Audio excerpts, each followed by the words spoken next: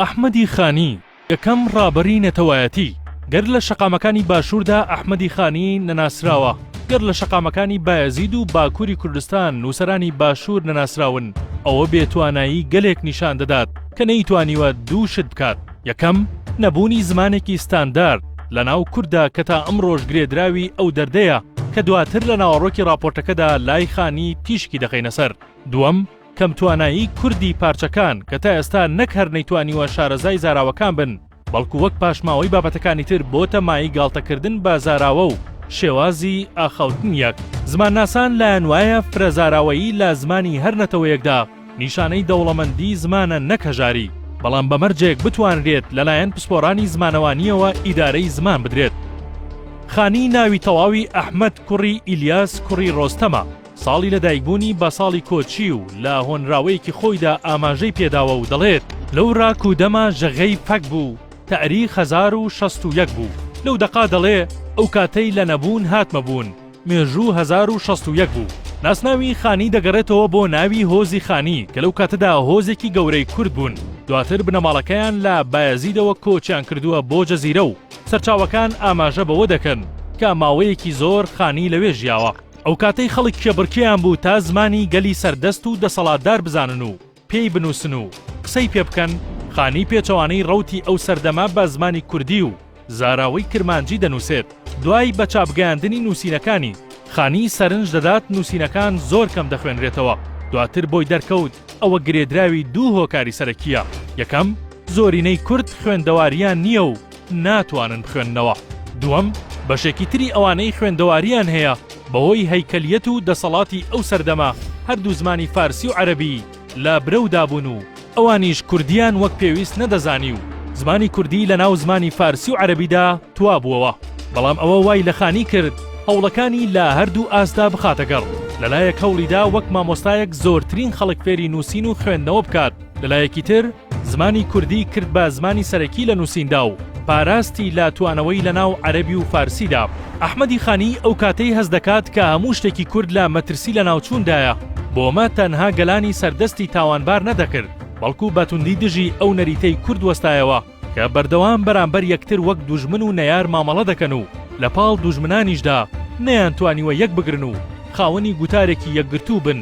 بۆیە دەڵێت گەردێ هەبووە مە ئیتیفاقێک ڤێکرا بکرا مە ئینقیادێک، ڕۆم و عەرەب و عەجەم و تەمامی هەمیان ژەمەرا دەکەر غوڵامی، تەکمیل دەکەر مە دین و دەوڵەت، تەحسیل دەکەر مە عیلم و حکمەت.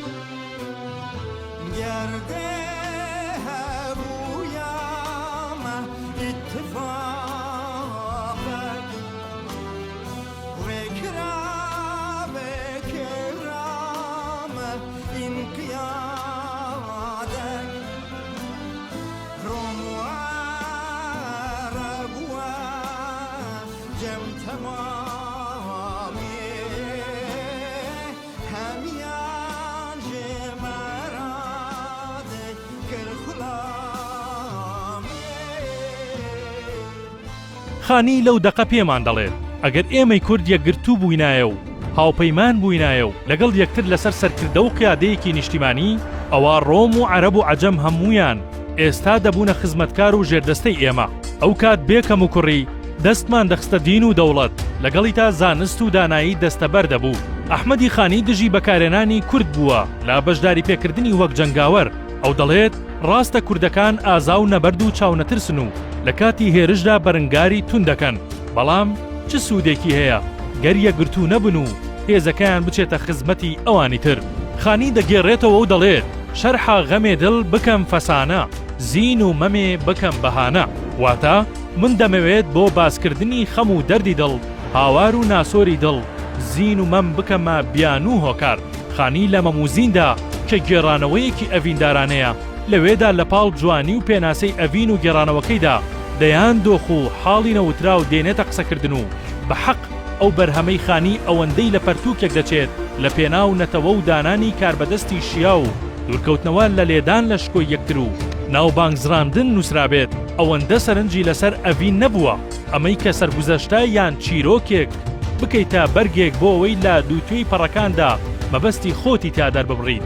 لە کۆنەوە لە لای بەشێک لە فەیلسوفانی یۆنان هەبووە. ئەمەش ڕوونە کە خانی ئاگاداری دنیای فکر و فەلسەفە بووە.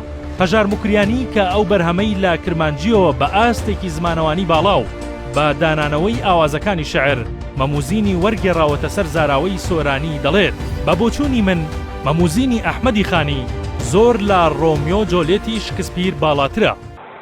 کورد لە ئەدەبی خۆی داگەیشتوتە پایەیەکی زۆر بەرز و گەورە کە لەوەدا دەتوانێت لەگەڵ میلەتی دی شرکت بکە.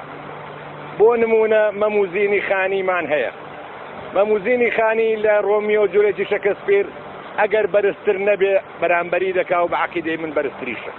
نووسەر و ڕۆژنامەنووسی کورد جان دۆست لە پەرتووکی میرنامەدا کێوێکی گەورەی لە وشە لەسەر دیوە هزری و ڕۆحێکەی ئەحمەدی خانی هەڵچنیوە و بە تەکنیکێکی بەرز دەڵاقە و پەنجەرەیەک لە سەر خانی دەکاتەوە.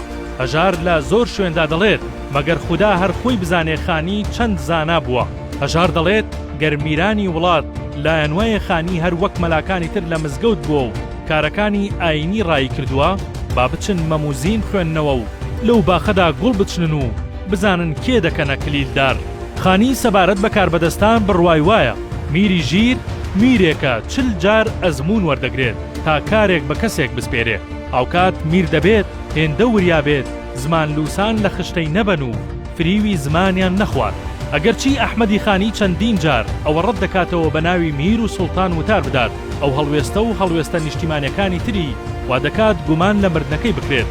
خانی ساڵی 1970 لە شاری بایەزید کۆچی دوایی کرد بەرهەمەکانی لە وڵاتان بە هەردوو زمانی ئینگلیزی و ئەڵمانی تا ئەمڕۆ خوێنەریان هەیە.